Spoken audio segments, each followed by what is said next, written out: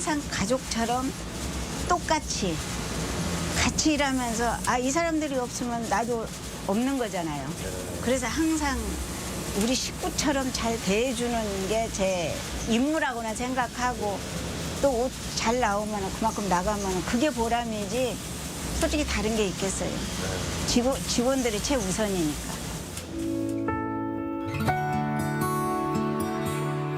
Started with empty hands and has spent over 40 years in the sewing business, the owner describes the journey as both tough and rewarding.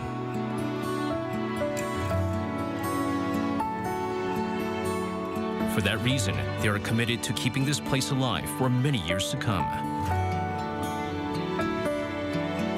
Perhaps the true charm of places and memories lies in how the same place can evoke different impressions depending on their unique experiences.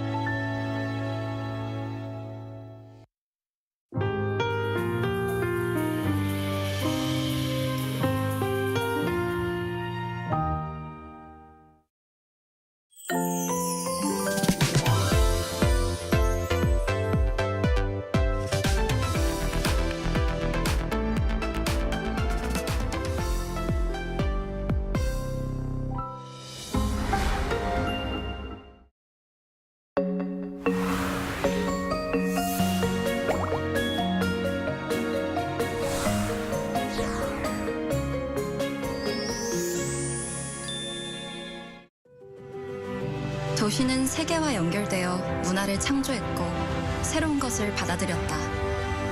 함께여서 우리는 더 자유롭고 더 멀리 갈 수 있어. 닫힌 문이 아니라 열린 질문으로 나에게 APEC은 자유, 융합, 국제성, 다양성, 포용, 개발. 신라의 정신이 APEC 2025로 이어집니다.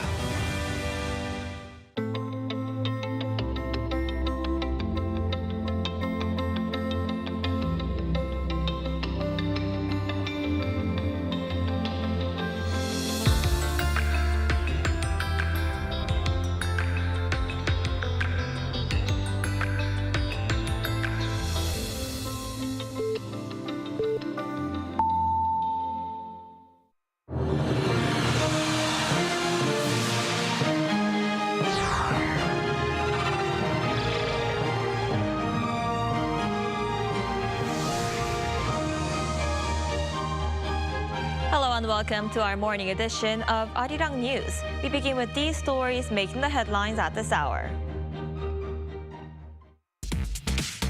With just a few days left until the tariff pause deadline, Finance Minister Koo Yun-cheol is now in Washington. He held talks with U.S. Commerce Secretary Howard Lutnick on the first day of his trip. The United States and China have now agreed to seek an extension of their trade truce following 2 days of talks in Stockholm. U.S. officials say it won't be final until President Donald Trump signs off on the plan. The International Monetary Fund has yet again lowered the economic outlook for South Korea to 0.8% for 2025. Ahead of the trade deadline set by U.S. President Donald Trump for this Friday, South Korea's top economic and trade officials and even major business leaders are in Washington as they make last-minute efforts to reach an agreement with the United States. Our Pyeong starts us off. Deputy Prime Minister and Minister of Economy and Finance Koo Yun-cheol, Industry Minister Kim Jong-kwan, and Trade Minister Yeo Han-gu held talks in Washington, D.C. with U.S. Commerce Secretary Howard Lutnick on Tuesday, local time. The talks lasted about 2 hours. Koo is in Washington aiming to finalize a tariff deal before the U.S. reciprocal tariffs on South Korea come into effect on August 1st. He immediately began talks with Secretary Lutnick, despite only his meeting with Treasury Secretary Bessent on July 31st having been publicly disclosed. Upon landing, Koo has told reporters that Korea will explain its economic cooperation proposals clearly, especially in areas like shipbuilding. We'll explain economic cooperation projects between Korea and the U.S., including shipbuilding, which the U.S. is interested in. We'll make the case that forming an alliance with Korea brings major benefits to the U.S. as well. I believe their understanding of this has improved a lot. According to the Wall Street Journal, the U.S. side had urged South Korea to bring its best and final trade offer to the table during a recent meeting with Korea's industry and trade ministers in Scotland. Lutnick reportedly told Korean officials that they need to bring it all when meeting President Trump, who still wants to be convinced why a new deal with Korea is necessary, given that the U.S. has already struck trade agreements with the EU, Japan, and the UK. With just 2 days left before the tariff decision, Foreign Minister Koo Yun-cheol is also set to arrive in the U.S., bringing the scope of the Korea-U.S. talks into the diplomatic sphere. Cho is scheduled to meet with U.S. Secretary of State Marco Rubio the day after his arrival. Samsung Electronics Chairman Lee Jae-yong has also arrived in Washington and is expected to support the Korea-U.S. tariff negotiations from the sidelines. Pyongyang, Arirang News. Washington and Beijing have agreed to work on extending their trade truce following 2 days of talks. Despite no major breakthroughs, U.S. President Donald Trump says the talks were positive, adding that he expects to meet with his Chinese counterpart sometime this year. Our Lee Seung-jae has this report. Tensions in the global trade may be easing slightly as trade officials from the U.S. and China on Tuesday wrapped up 2 days of what they called constructive talks in Stockholm, aimed at avoiding the return of steep tariffs that could rattle the world economy. Both sides agreed to pursue a 90-day extension of their current tariff truce, which is set to expire on August 12th. No major breakthroughs were announced after the talks, but according to reports, the tone from both sides were notably more positive. While U.S. officials say it's up to President Donald Trump to decide whether to extend a trade truce, U.S. Treasury Secretary Scott Bessent shot down any prospects of the U.S. president rejecting an extension. Speaking from Air Force One on Tuesday, Trump said he'll soon be briefed on the 2-day talks, but added that Bessent felt very good about the meeting. Trump also confirmed plans for a possible summit with Chinese President Xi Jinping before the end of the year, adding that the Chinese leader wants to meet. Meanwhile, the U.S. is continuing trade talks with the European Union.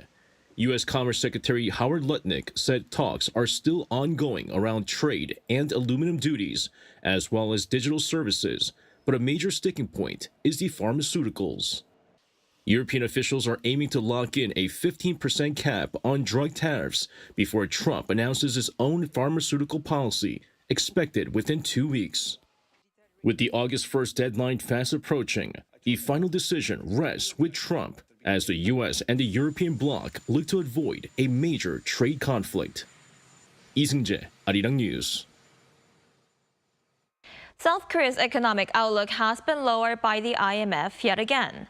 After it was slashed in half in April, it has been lowered further to 0.8% amid volatility in global trade. Our Kim Do-yeon reports.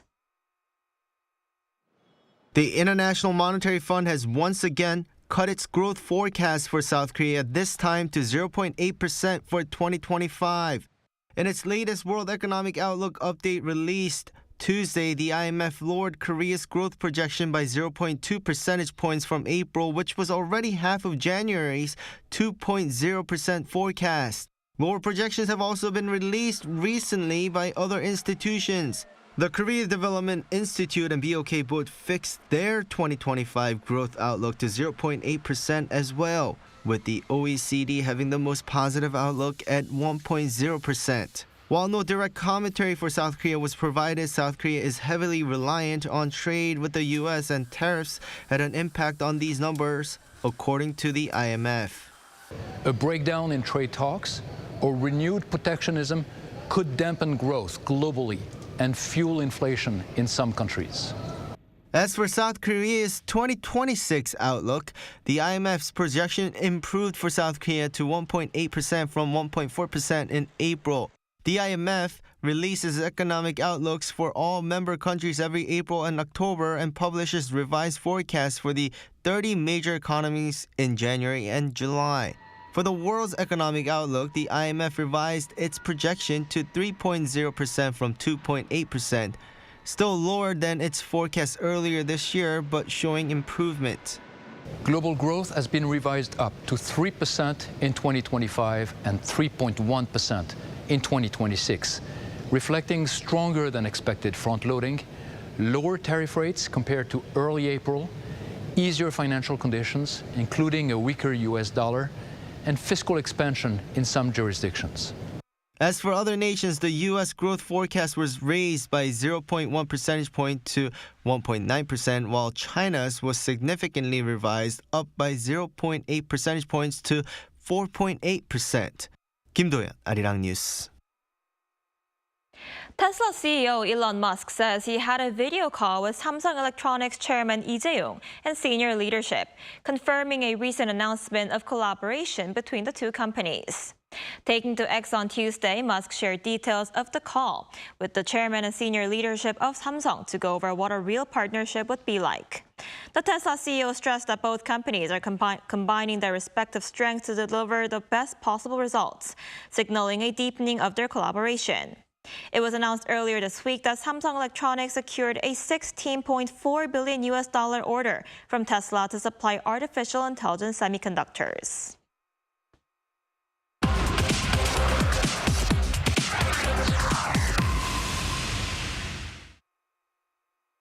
South Korea is experiencing its hottest weather in decades, with thousands of people affected by heat-related illnesses. For more on what's behind the extreme heat, we're joined by Professor Yoon Jin-ho, professor at the School of Earth Sciences and Environmental Engineering at Gwangju Institute of Science and Technology. Professor Yoon, thanks for joining us this morning. Thank you for having me. So I don't think I remember Seoul ever being this hot. We've seen temperatures well above average over the past few weeks, with intense heat waves followed by sudden downpours. What's causing this extreme weather? So if we recall back, this summer, the Changma started quite early. So there was a record, but then it ended quite suddenly. So, and then after Changma is over, we start to have consecutive heat waves. And then suddenly, like last week, we had torrential rains that wiped through almost the entire countries. So this particular summer, we still have literally more than a month to go, but those evolution is, we think it's related to this Western North Pacific high pressure that has been grow rapidly compared to normal days. And then it pushed the Changma front northward, and we are on the heat wave. And then somehow the last week that the Pacific high was retreated, so we had the rains along the corridors. So this is kind of a simple look back of what happened in the summer. But on top of this weather's fluctuations, the heat wave have been more common and more frequent and more extremes. Meaning that it just even at nighttime is very hot, and then it just the day after the other, just heat waves are continuous. But the rain is more difficult to assess whether this is related to any external forcing like a global warming. But like a heat wave is quite simple. Now everybody can see. 2018 we had a historic heat wave, but then that record has been breaking in 2022 and 2024, and then in this year we are on the right track to break that record again. So more frequently we are breaking those the top records. But the rain is, as I said, is more complex, but we start to have a more clear evidences that this is getting stronger, getting more extremes, and more frequent as well. Right, you just said the heat wave has become more common, and this summer feels very different from what we're used to. Could this be the new normal for summers in South Korea? What data shows is that our summer temperature has been steadily increasing. But if you just, the one thing what we cares more is the really warm summer or hot summers. So for example, as I mentioned, the 2018 we had a record, but then before 2018 it was 1994. So it took almost more than 20 years to break the record. But then 2018 record was breaking again in the 2024. And then, as I mentioned, 2025, this year, was really right on to the track that could break the record. Whether we do that or not, it's, scientifically it's interesting, but the thing is, we are getting into more frequent hotter summers, I should say that. So meaning this maybe eventually it will be our normal days, no more summers. So we have to find some ways to adjust to it, or our infrastructure has to be revamped to cope with this type of summer extreme cases. See, and with the scorching heat likely to persist throughout the summer with about a month to go, like you said, how should the government and local authorities prepare for this kind of extreme weather? Well, I think the primary goal has to be reduce the casualties as much as possible. That's what we need to do in the short term. To achieve that, we have to increase our capability to predict, and then the information from the weather forecast, weather prediction, has to be relayed to the general public. And then there are some rules that we kind of developed, like after 30 minutes or 40 minutes walk in the outdoor, you have to take a rest of 10 or 20 minutes. All those, we have those recommendations.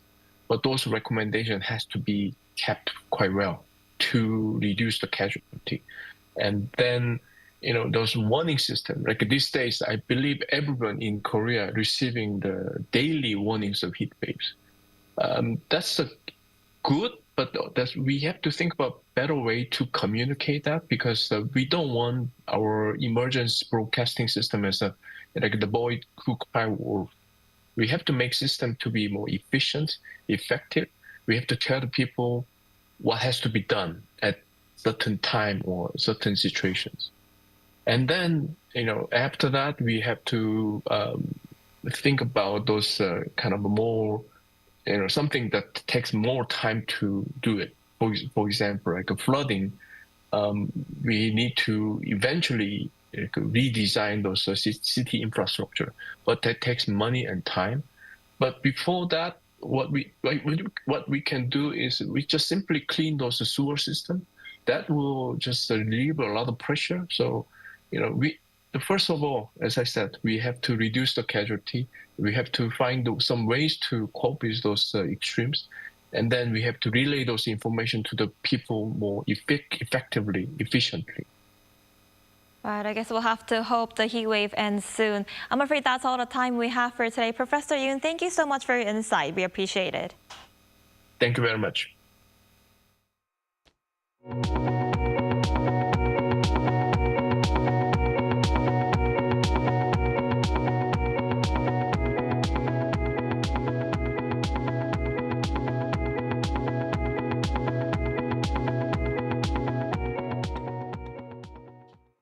Washington has once again signaled that it's open to talks with North Korea after the regime said talks with the U.S. are possible only if Washington drops its demand for denuclearization.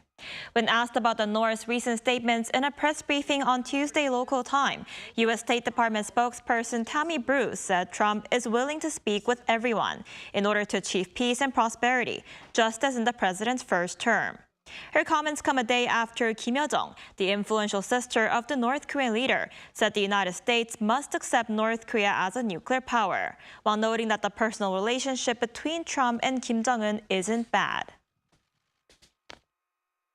Over the past week, South Korea welcomed 6 Korean War veterans and their families from 19 countries. Among them, 94-year-old U.S. Navy veteran Dr. Malcolm Williamson. Our Kim Jong-sil sat down with him. More than 70 years ago, he served abroad, a U.S. Navy minesweeper during the Korean War. This week, he returned to the country he once helped protect.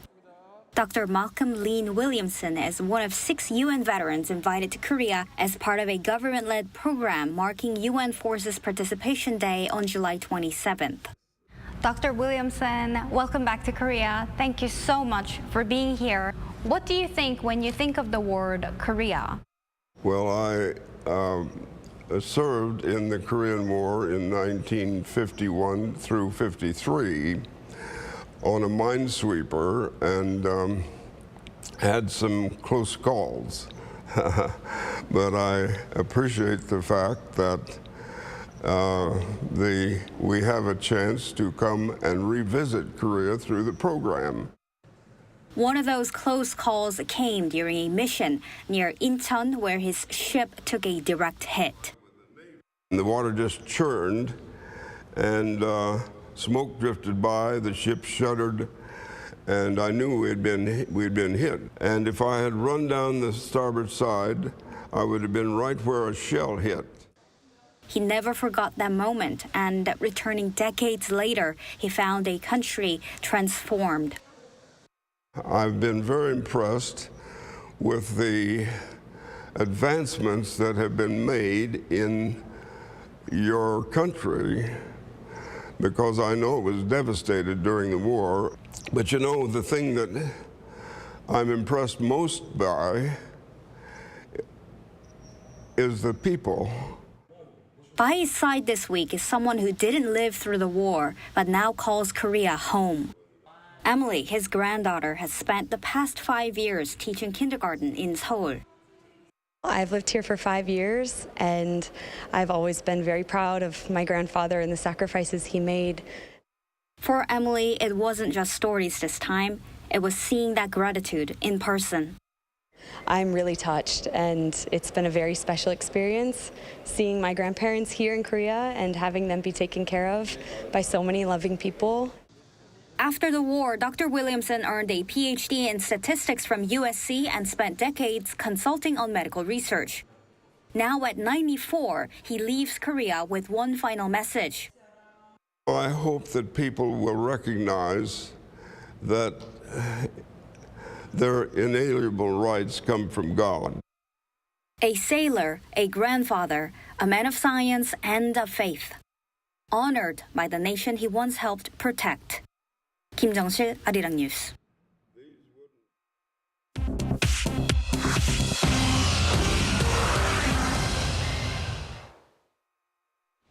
Good morning, I'm Choi Ji-hee, and this is The World Now.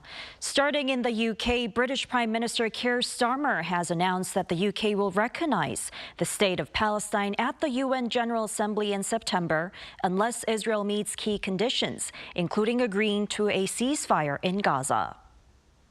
On Tuesday, following an emergency cabinet meeting, Starmer outlined the UK's conditional recognition of Palestine's statehood.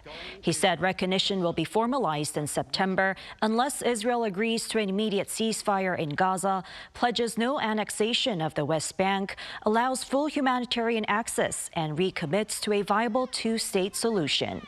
Starmer reiterated that there is no equivalence between Israel and Hamas and reaffirmed demands on Hamas to release all hostages and disarm.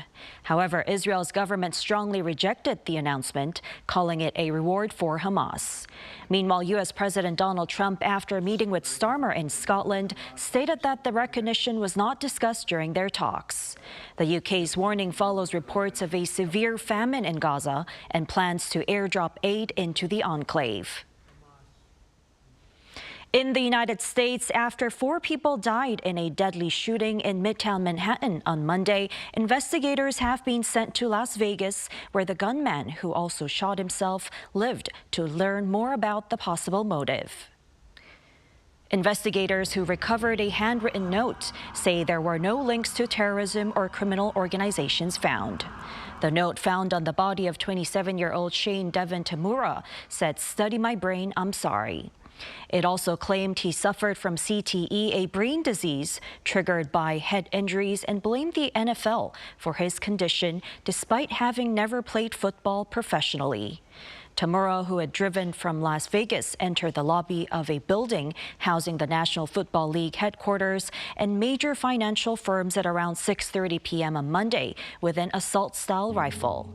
The victims included an off-duty New York City police officer who was described as a New York hero. The incident marks the city's deadliest mass shooting in over 2 decades. Pope Leo XIV met over 1,000 Catholic influencers and digital missionaries from more than 140 countries at a Jubilee Mass in St. Peter's Basilica on Tuesday. The Pope addressed the young people in Spanish, English, and Italian, reiterating his call for an end to violence and the need to proclaim peace. He emphasized that digital missionaries are more essential than ever in spreading the message of peace. He also cautioned that while technology has become increasingly influential, creativity should not be used to undermine human dignity. At the 2025 India Couture Week in Delhi, Rohit Bal's design house unveiled the Kashgul collection on Tuesday, marking a tribute to the late designer nearly 9 months after his death.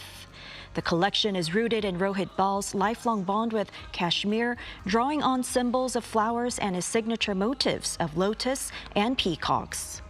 Bollywood actor Arjun Rampal closed the show wearing a black velvet sherwani detailed in silver embroidery. He paused midway on the ramp to honor his friend, saying legends never die.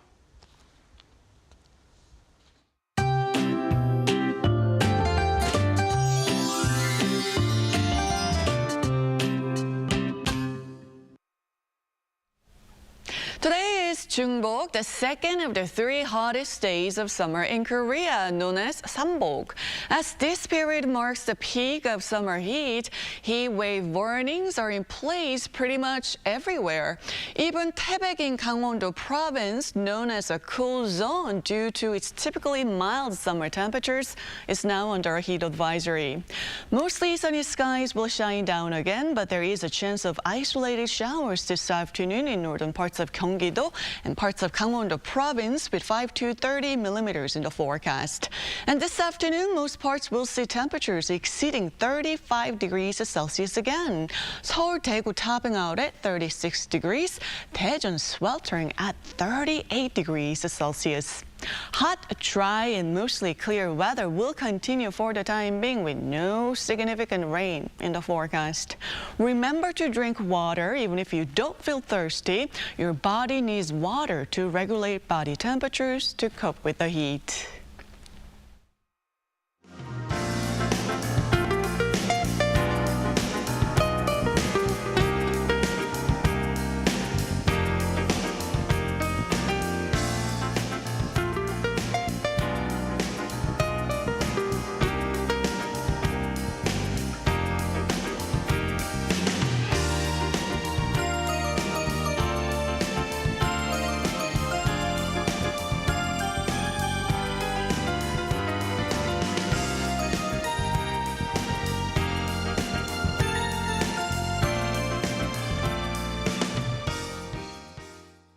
That's all we have for this morning. Arirang News will be back at 5 p.m. Korea time. Thanks for watching.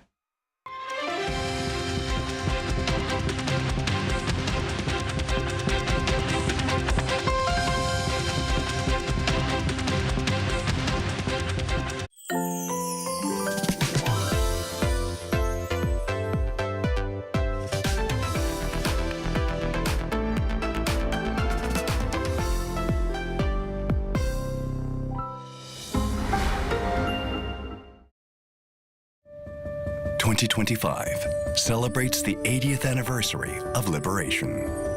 A place filled with culture, history, and diverse experiences. This is the Independence Hall of Korea.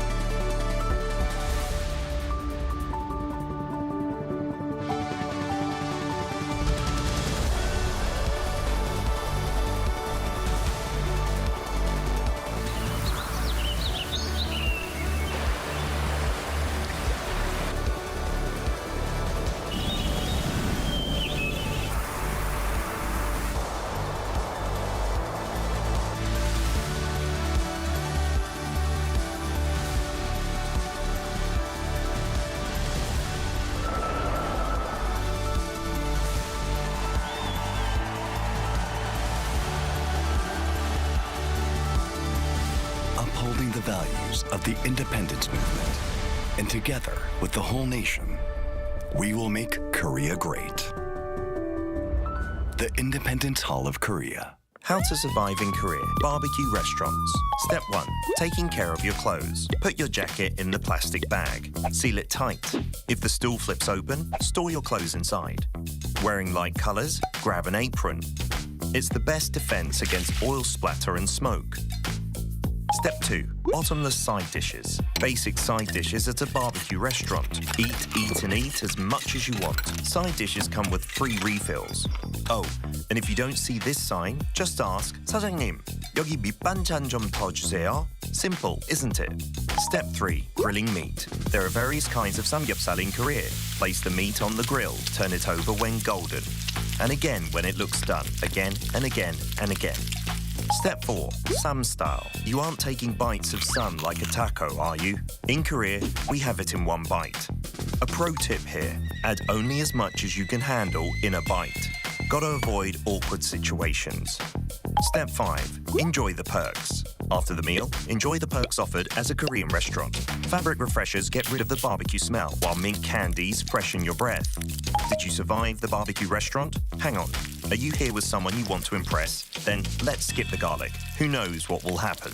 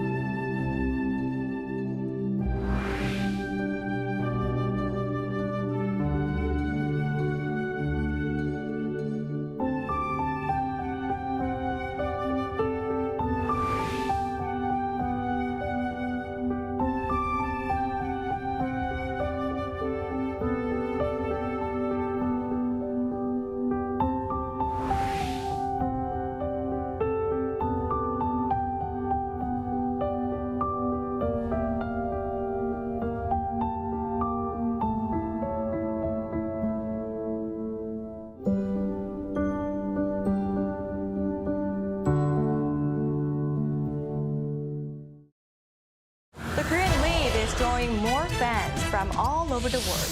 Local consumer prices continue to hover at the 2% since rate in April. Turning to robots to allow the visually impaired the chance to better indulge in cultural experiences. Like the number of hybrid cars are registered in South Korea has surpassed 2 million using its locally developed Yuri rocket.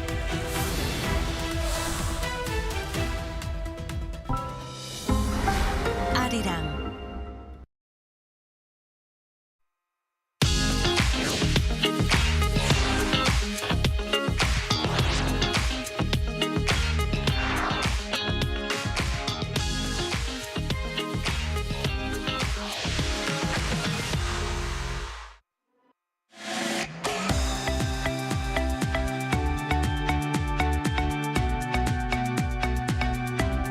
We're here to bring a new type of news show.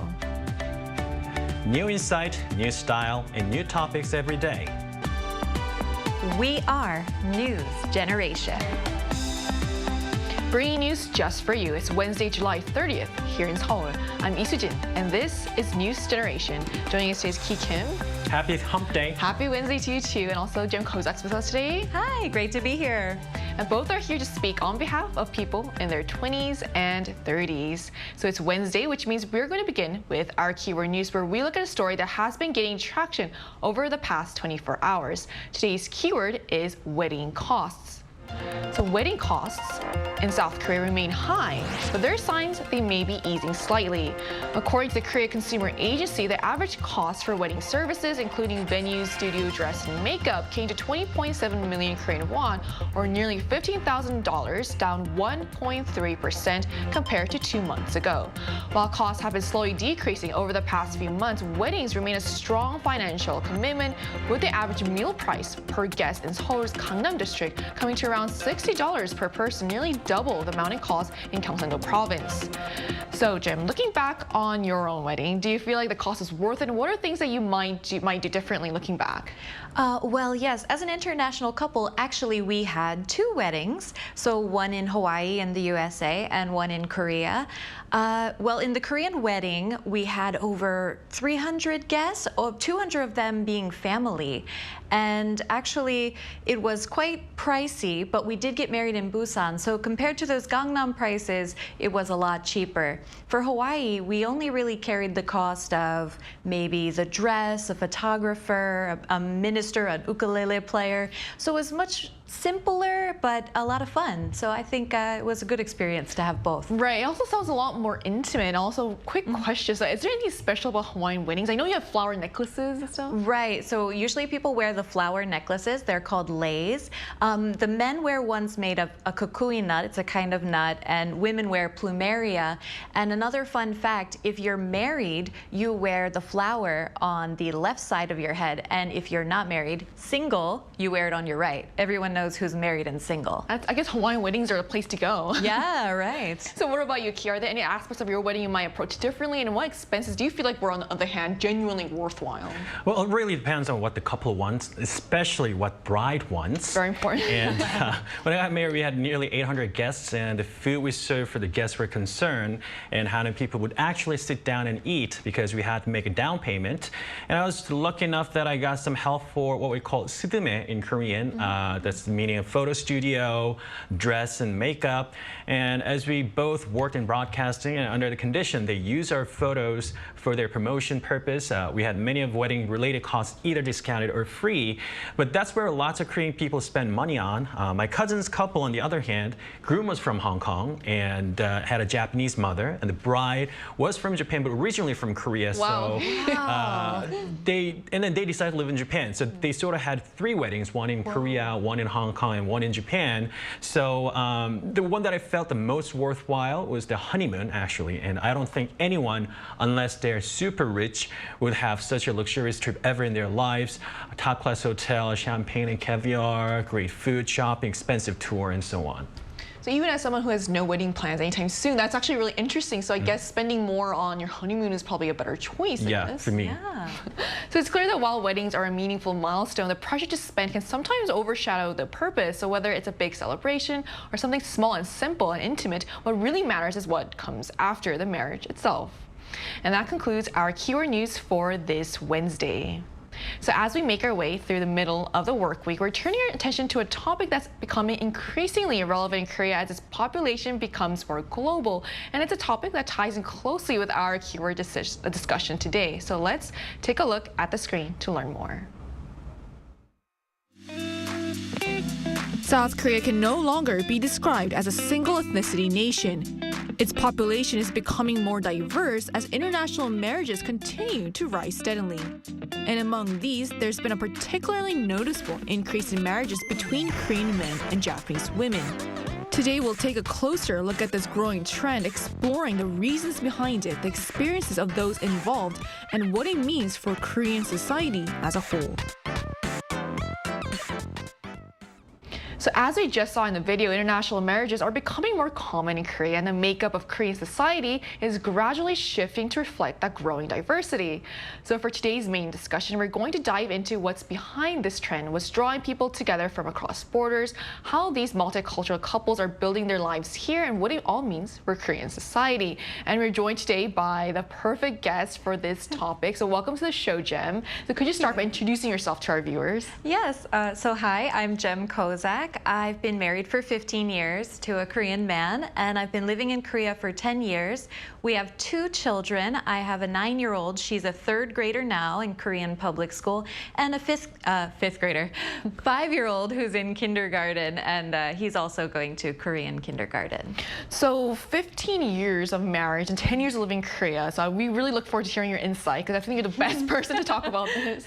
So Key, we're seeing more and more international couples like Jem here these days, right? Can you tell us more about the increase? Sure. So according to the 2024 marriage statistics analyzed by Statistics Korea, marriages in general, which had dropped sharply during the COVID-19 pandemic, of course, are now back on the rise. So if you take a look at the screen, actually, last year, the number of Korean and non-Korean marriages increased by 5.3% compared to the previous year, and it's way more than compared to the year 2021, as you can see down there.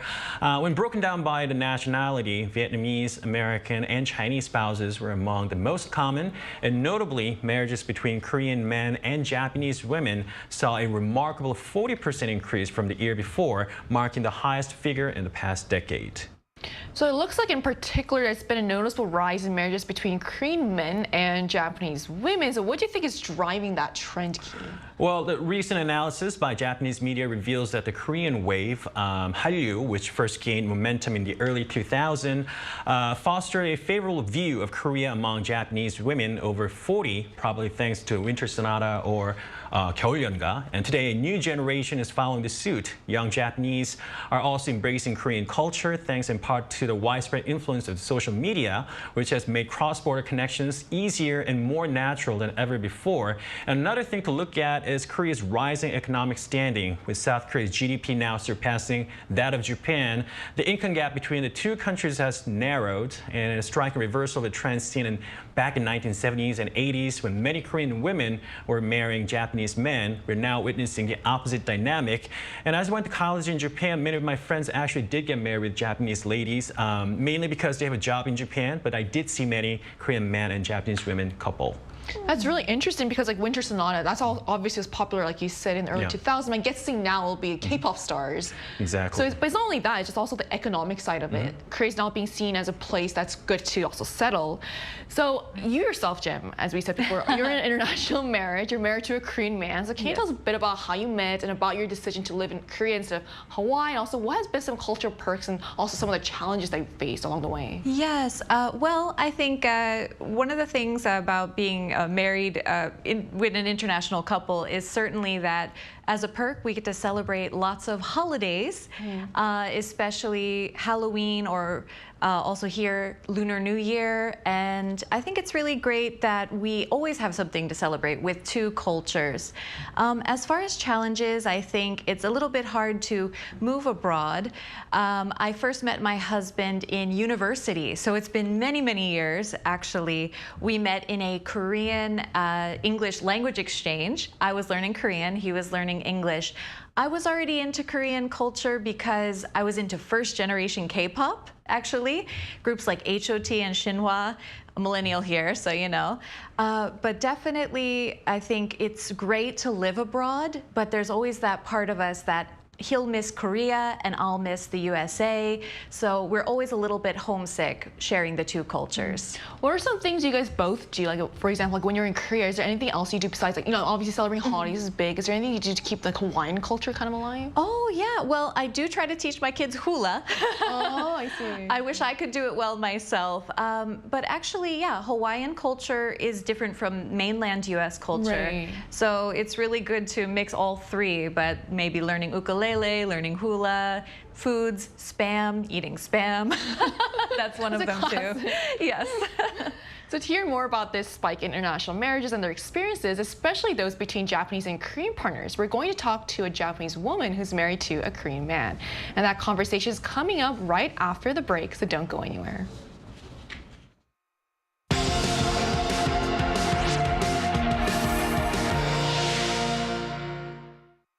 NewsGen wants to hear from you.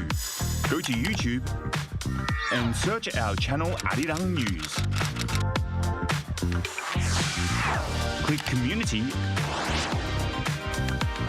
and leave a comment down below. Make a new type of news with us. Joining us today is Chiro Kim, a Japanese woman who's married to a Korean man. So hi, Chiro. Thank you so much for connecting with us today. Hello, thanks for having me again. So what year did you get married, and at that time, did your family or friends have any concerns or objections to it? I got married in 2015, so this year marks our 10th anniversary. And back then, the relationship between Japan and Korea was a bit tense. And so both of our fathers were somewhat concerned, and mostly about, cultural differences and how our lives would turn out. But interestingly, both of our mothers were very supportive, and they were like, as long as you're happy together, we're happy. And they are the ones who, persuaded our fathers. And so I think that balance between our families helped a lot. And now both sides get along very well. So have you noticed that there seem to be more couples made of a Korean men and Japanese women lately? And how do you think things have changed compared to the past? Yes, I definitely think so. Compared to 10 years ago, I feel like I see more Korean husband and Japanese wife couples just by chance, like when I'm out at local shopping malls. And back then, Korean dramas and cultures were already popular in Japan, but it still felt like something that existed mostly on TV.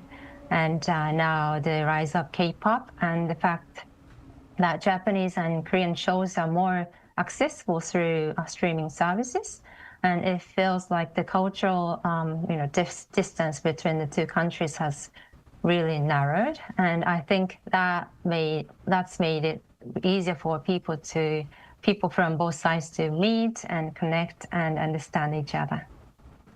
Great. What's your perception of how Korean-Japanese couples are viewed nowadays, and do you think the attitudes have shifted over time? I think the perception of Korean-Japanese couple has changed a lot compared to the past. And I feel that thanks to the increasing number of well-known Korean-Japanese couples being featured on TV, and last year especially there was a Japanese drama featuring Korean-Japanese couple, and it was a big hit. And compared to when we got married, it feels more and more natural for people to accept Korean-Japanese relationships. And people around us have been very supportive. And honestly, we've really rarely had any negative experiences. And of course, some stereotypes will exist. Stereotypes still exist, but overall, I feel like things are definitely moving in a positive direction. And I really hope that connections across countries will continue to grow in the future. Okay, thank you so much for joining us and sharing your insight. And also, congrats on the 10th anniversary of your marriage as well. Thank you very much. Thank you. Thank you. So we just heard from someone who has first-hand experience, giving us valuable insight into what it really is like to be part of an international marriage here in Korea. So we often hear that the younger generation, especially millennials and Gen Zs, tend to have a more positive attitude towards international marriages. Hee, do you feel like this is true? Have you noticed a shift in people around you, how they view these relationships? So people going abroad and working around the world, media sharing what's happening around the world, all these things around our everyday life has been contributing factors. They have significantly lowered the barriers between countries, especially among the MZ generations. Having grown up with easy access to foreign culture and content shows a much higher level of familiarity and openness toward the world. In fact, recent surveys confirm this trend. The younger the age group, the greater the acceptance of the multicultural societies. So Korea's Ministry of Gender Equality and Family released the results of the 2024 National Multicultural Acceptance Survey. And according to a report, the multicultural acceptance score among Korean adults in 2024 reached 53.4 points, an increase of 1.1 points compared to 2021's score of 52.3. And while the score had been a downward trend since peaking at 54 in 2015, this year's rebound marks the second highest level ever recorded since the survey began. And the data also shows a clear generational pattern. The younger generations demonstrating higher levels of multicultural acceptance. And this index is actually a nationally recognized statistic conducted every 3 years and serves as a key reference in shaping Korea's social integration policies, even at the National Assembly. So I guess that's not too surprising. If you think about it, I feel like younger generation tend to be more exposed to diverse cultures through social media, and they tend to also travel more as well. Exactly. So we asked Chihiro about this earlier, but what's your perspective on this, Jim? Have you seen any changes recently, whether it's people's perceptions or the number of international marriages? Yeah, absolutely. Actually, my daughter goes to a fairly small school, but I see a lot of multicultural children, and definitely the attitude and perception has changed because they grew up together. The idea of having multicultural multicultural friends is really no big deal. So when I come pick her up from school, nobody looks twice. I do feel that adults and the elderly still, they get curious about what the children look like, so they might sneak a peek at our family or be a little curious, ask a few questions. So your daughter goes to a Korean school, right? Yes, and Korean there's public still a lot of school. like multicultural children. Oh, absolutely, yeah. Do you also feel like things have changed like 10 years ago, like since you've been here? Oh, yes, especially the area where I live. You can see more and more multicultural families in the last 5 years even. So I think a huge increase. So it's clear that people's views on international marriages have shifted significantly in recent years. What was once considered unusual is now becoming more accepted and normalized, especially among younger generations. And this change reflects broader social trends, from increased globalization to evolving attitudes about culture, identity, and family. So to get a broader perspective, we turned to our viewers on the Arirang News YouTube channel and asked, what are the concerns when it comes to international marriages? And here's what they said. So cultural differences were cited as the biggest concern, accounting for 62% of responses. Language barriers followed at 24%, while economic instability was mentioned by 7%. Another 7% of respondents pointed to other concerns. So it looks like a majority of people seem to agree that cultural differences pose the biggest challenge when it comes to international marriages, and navigating different traditions, languages, and values can create hurdles for couples and their families. But beyond these challenges, international marriages also bring unique opportunities and benefits. So with that in mind, what do you think are some of the positive social impacts that these marriages have, not only for couples themselves, but also for the wider communities and society as a whole, Jem? Yeah, well, absolutely, because people grow up together with people from different cultures, it becomes not even a thing anymore. There's no you and me, no difference. And I think really blending our cultures together, making a cultural collaboration has resulted in many great things, like these days K-pop Demon Hunters or the musical Maybe Happy Ending. So putting minds from different backgrounds together, I think, is a really great benefit to society. Right, there are all benefits that come from it. But on the other hand, while international marriages offer many benefits, are there any challenges, downsides that you believe are important for us to keep in mind? And what difficulties do couples and their families often face that society should be more aware of? Well, this has been going on for a while. Commercial international marriage have been particularly common in rural areas of Korea, but the growing criticism that these arranged marriages promote transactional relationships and reinforce gender inequality, and that has led to a decline in institutional support. And it's a reminder of the darker side of international marriage in Korea, and complex issue that continues to raise ethical and social concerns. So with multicultural households on the rise, what support systems or policies do you think Korea should put in place to better prepare for this growing diversity? Yes, so we do have some policies and laws that are beneficial for multicultural families. For example, children from multicultural families are given priority when enrolling in public kindergartens, a policy that's designed to support their early integration and educational opportunities. And we certainly need more of these. And also, when I go to kindergarten to pick up my kid, I see many kids from multicultural families, and it's a relief to see how they are adapting. But sometimes, like Jem said before, the way people look at the family, I can tell, are somewhat different sometimes. So we need to accept the changes that's taking place and change our perceptions and just take them as they are in our society. Right, so that's a really important perspective, but it's also encouraging to hear the policies like kindergarten enrollment is helping with early integration. But as you said, obviously, societal perceptions are also very crucial. So as someone raising a child in a multicultural family, you likely have first-hand experience with both the challenges and joys that come with it. And I'm sure your perspective could shed a light on what kind of support families like yours truly need. So Jem, what are your thoughts on how Korea can better support these multicultural families? Well, I absolutely agree with Kee about introducing policies. That would be really great. Also, a lot of computer and government systems are not quite adapted to longer names. So whether you have like a more international name, I think it would be good to make it more comfortable to use these kinds of systems. Also give more autonomy to the foreign parent in access to, banking or getting government documents, things like that. It's often hard to do it on your own as the foreign parent. So I think that would really help to make a smoother transition into Korean society for multicultural families. And you're talking about the family registry, 호적, right? Right, yes. So what kind of difficulties have you faced because of that. Oh, well, how does that system work? So actually I can get one in my children's name and my husband's name, but I cannot get one with my name on top. So I often have to take extra steps or bring my husband along to do these kind of assignments, I should say.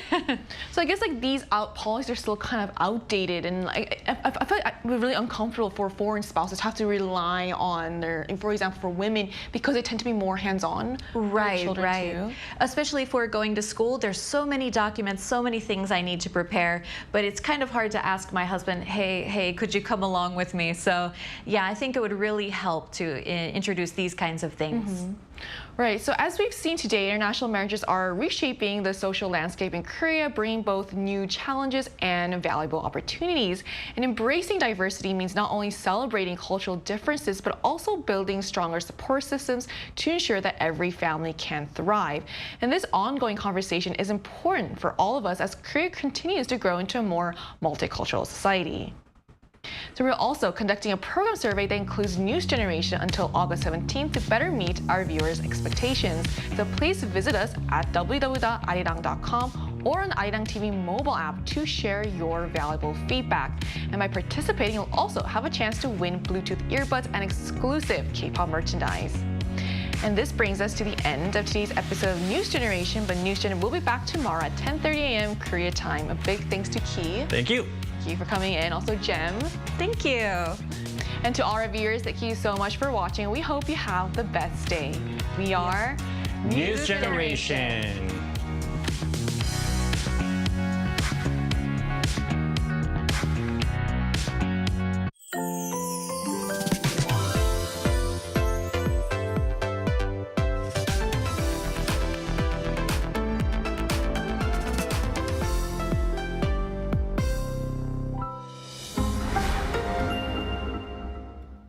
How to survive in Korea.